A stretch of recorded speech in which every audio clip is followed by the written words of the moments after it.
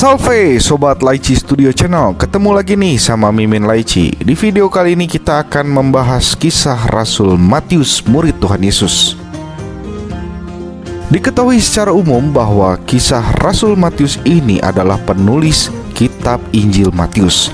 Pada video ini juga kita akan membahas profil Matius, mulai dari asal-usulnya, apa profesi sebelumnya, bagaimana kisah panggilannya, dan apa saja karyanya, hingga bagaimana kemartirannya dengan pendekatan kitab suci, tradisi timur, dan juga dokumen gereja Katolik.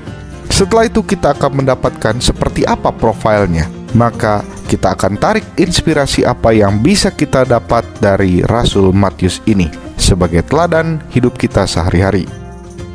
Oke, seperti biasa, bagi kamu yang belum subscribe, monggo disentil aja tombol subscribe-nya dan juga tombol loncengnya supaya kamu dapat notifikasi tiap channel ini update video.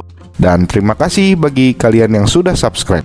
Silakan disiapkan kopi dan cemilannya. Mari dengarkan Laici Studio Channel. Oke, kita langsung gaskeun ya, bray. Let's check it out. Kelahiran dan asal-usul. Nama Matius jika ditulis dalam bahasa Ibrani kuno yakni Matityahu, dan jika diterjemahkan ke dalam bahasa Yunani Koine namanya menjadi Mattaios, yang artinya pemberian Tuhan atau anugerah Tuhan.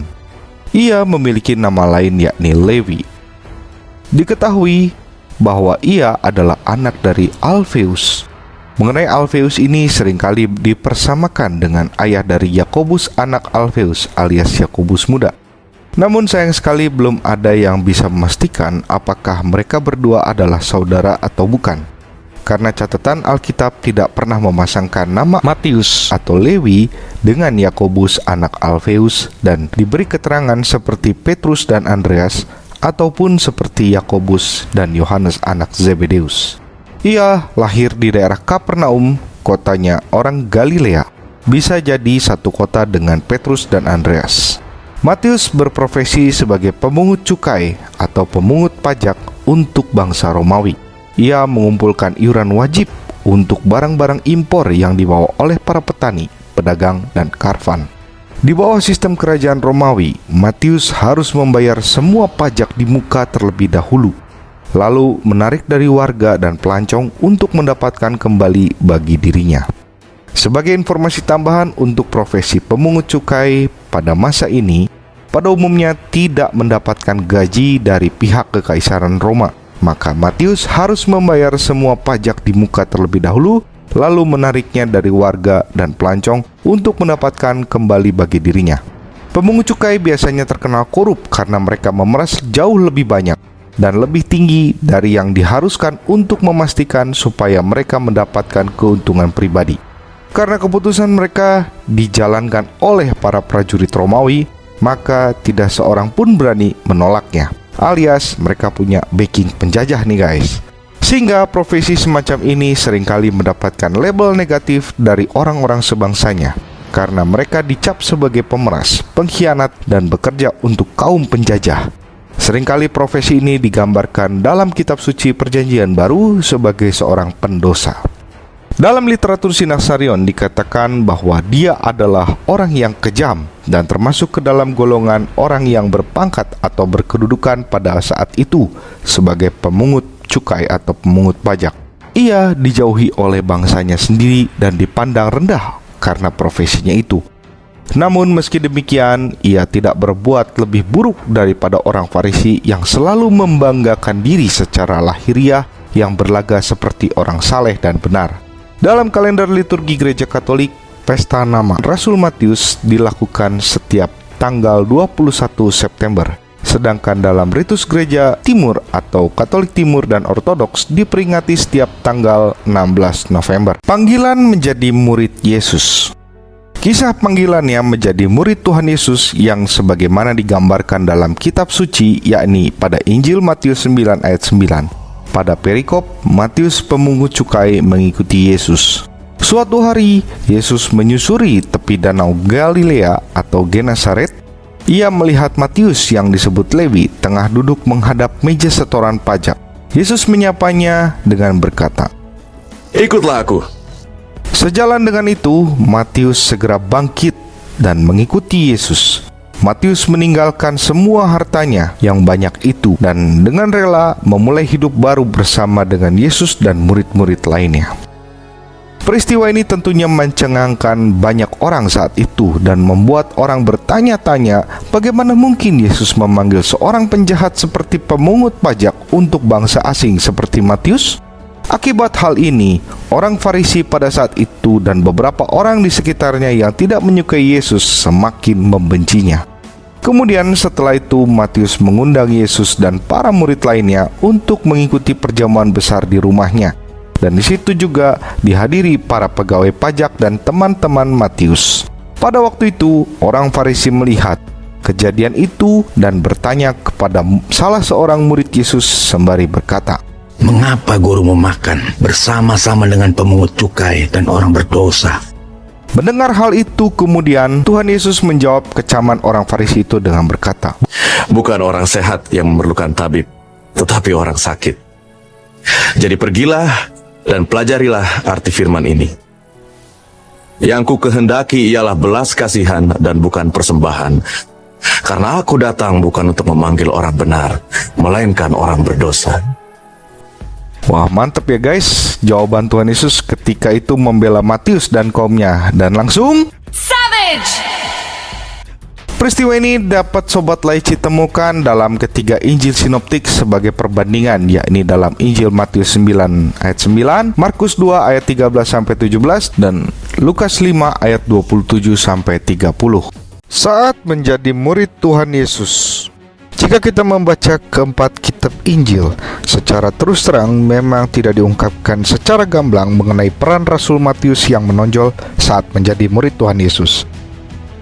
Namun di video ini admin mencoba mengungkapkan perkiraan yang admin dapatkan mengenai Rasul Matius. Matius ini adalah salah satu dari golongan 12 murid Tuhan Yesus, di mana ia sebagai penulis kitab Injil Matius. Admin sangat meyakini bahwa yang menulis kitab Injil Matius ini adalah Rasul Matius itu sendiri. Mengapa? Karena jika kita menelusuri latar belakang Matius yang notabene adalah seorang pemungut cukai, sebagai seorang pemungut cukai tentunya ia memiliki kemampuan menulis, sebagaimana yang kita tahu bersama bahwa pada zaman itu sedikit orang yang memiliki kemampuan menulis dengan cukup terperinci. Ketika ia memenuhi panggilan sang guru dan mengikuti dia, Matius ini tentunya mengikuti perjalanan Yesus Kristus saat di dunia dan karya-karyanya. Matius sepertinya mencari tahu bagaimana profil hidup Yesus Kristus, kemudian perjalanannya, mujizatnya, dan pengajaran Yesus Kristus saat masih di dunia. Semuanya itu dimuat dalam tulisan Injil Matius. Dalam tulisannya, ia mencari tahu dan menuliskan silsilah Yesus Kristus dengan menggunakan gaya penulisan orang Ibrani pada umumnya, yang dijabarkan dengan silsilah menurut garis patrilineal. Kemudian dilanjutkan dengan peristiwa kelahiran Tuhan Yesus, kedatangan orang Majus, pengungsian keluarga kudus ke tanah Mesir, pembunuhan anak-anak di Bethlehem ketika Raja Herodes berkuasa, kembalinya keluarga kudus dari tanah Mesir, kaitan antara Yesus Kristus dengan Yohanes Pembaptis, saat di mana Yesus dibaptis oleh Yohanes, pencobaan yang dialami Yesus di padang gurun, Yesus tampil di Galilea, nubuat Yesus Kristus dan kecamannya bagi kota-kota yang tidak mau bertobat, peristiwa saat Yesus ditolak di Nazaret, perempuan Kanaan atau Sirofenesia, orang Farisi dan Saduki yang meminta tanda, pengakuan Petrus dan penunjukan Yesus Kristus kepadanya sebagai pemimpin gereja di mana Allah maut tidak akan menguasainya, pemberitaan pertama bahwa Yesus akan mengalami penderitaan dan syarat untuk mengikuti dia, pemberitahuan kedua tentang penderitaan Yesus, Yesus membayar bea untuk bait Allah, Yesus memberkati anak-anak, pemberitahuan ketiga tentang penderitaan Yesus, permintaan ibu Yakobus dan Yohanes untuk mendapatkan posisi tertentu bagi anaknya, Yesus dielu-elukan di Yerusalem, Yesus menyucikan bait Allah, keluhan Yesus terhadap kota Yerusalem, khotbah Yesus mengenai akhir zaman, nubuat Yesus mengenai bait Allah akan diruntuhkan, nubuat Yesus akan permulaan penderitaan dirinya, siksaan yang berat dan Mesias-Mesias palsu, kedatangan anak manusia dan perumpamaan pohon ara, pemberitahuan keempat tentang penderitaan Yesus dan rencana pembunuhannya. Yesus diurapi, salah satu murid menjadi pengkhianat, yakni Yudas Iskariot. Yesus makan Paskah dengan murid-muridnya. Penetapan perjamuan malam terakhir. Nubuat Yesus bahwa Petrus akan menyangkalnya. Peristiwa di Taman Getsemani. Peristiwa penangkapan Yesus. Yesus diadili di hadapan mahkamah agama. Penggenapan nubuat Yesus Kristus di mana Petrus menyangkalnya. Yesus diserahkan kepada Pilatus dan bersamaan dengan kematian Yudas Iskariot. Yesus dihadapkan Pilatus. Yesus diolok-olok sepanjang perjalanan jalan salibnya. Penyaliban Yesus. Kematian Yesus. Penguburan Yesus. Kubur Yesus yang dijaga. Kebangkitan Yesus. Mahkamah agama yang berdusta bahwa jenazah Yesus yang dikuburkan itu hilang dicuri. Dan perintah Yesus untuk memberitakan kabar baik atau yang kita kenal sebagai amanat agung sebelum peristiwa kenaikan Tuhan Yesus ke surga. Selain daripada peristiwa perjalanan hidup Tuhan Yesus, Rasul Matius juga mencatatkan bahwa peristiwa mujizat Tuhan Yesus seperti menyembuhkan orang sakit, lumpuh, kusta, kerasukan, sakit pendarahan, bisu, menyembuhkan anak muda yang sakit ayan, meredakan angin ribut, memberi makan 5.000 orang dan 4.000 orang. Yesus berjalan di atas air. Peristiwa transfiguratio di atas gunung Tabor. Meski Matius tidak menyaksikan secara langsung, namun Mimin yakin ia diceritakan oleh Petrus, Yakobus, dan Yohanes. Selain mujizat Tuhan Yesus yang tercatat dalam Injil, Rasul Matius juga mencatat pula pengajaran Tuhan Yesus seperti khotbah di bukit, ucapan sabda bahagia, garam dan terang dunia, Yesus dan hukum Taurat, di mana Yesuslah sebagai penggenapan akan hal itu.